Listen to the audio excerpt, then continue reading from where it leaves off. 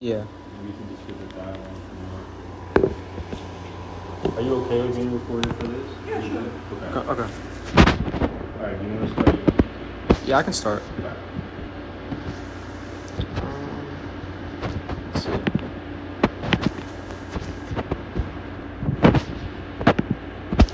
All right. Your name's Katya, right? My Katya. name is Federica Dufan, Katya, yes. So you're Ukrainian, as it said.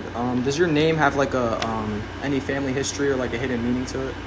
No, absolutely not. No. Just a traditional Greek, Ukrainian Yeah. name. Okay. Federica, Katerina Okay. would be, yeah. Just to get a little bit of background here.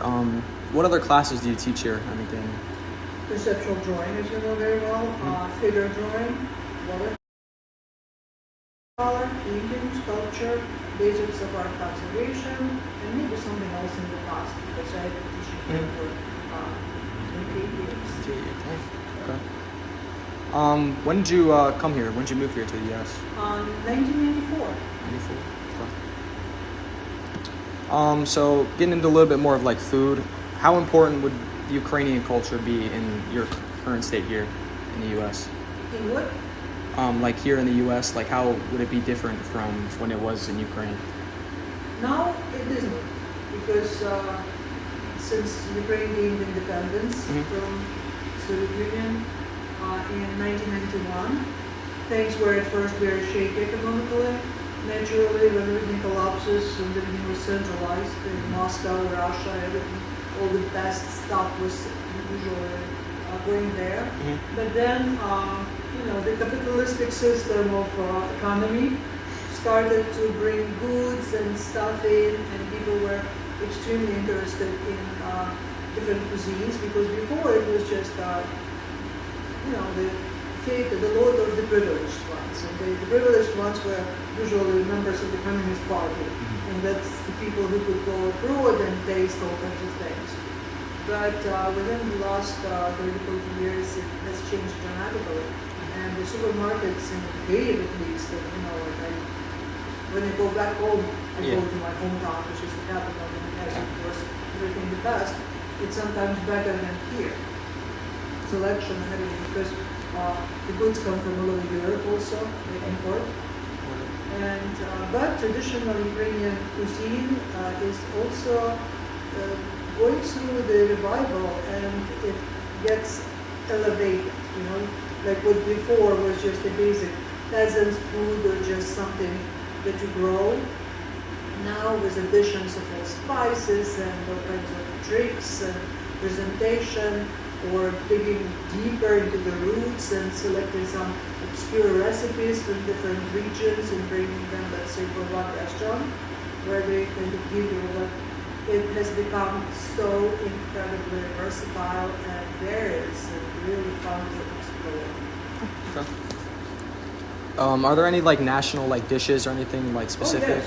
Number one, borscht, Borscht? which is a beet soup.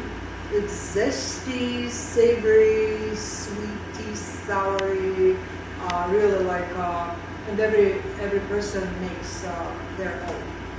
So, and there are also different versions that come from different areas of Ukraine, and also, let's say, for religious holidays like Christmas, it should be on dried bolitos, mushrooms, broth, vegetarian, no meat involved, because normally, like when I'm making it, it's like nice beef stock or pork or something, ribs, rich.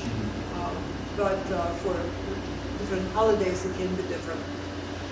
Next would be what it is called here, pierogis. And pierogis is Polish name. And in Ukrainian, and European cuisine, especially like when the countries have borders, common borders, is quite similar, especially closer to the border, it's kind of overlaps. So, of course, Polish people and Czech people, they have dumplings, and it's basically a dumpling. And dumplings, as we know, come from China, as such, and they were introduced into the Eastern European culture. So, in Ukrainian, the word is vareniki. It's a plural, one varenik, two and more vareniki, and it comes from the word varete, the verb varete, to boil, to cook by boiling, because they're obviously dumped into the boiling water and cooked like raviolis, like Yeah. and stuff. And the stuffings, the shapes are also extremely various, from sweet to sour to meat, potatoes, cheese, poppy seed, love.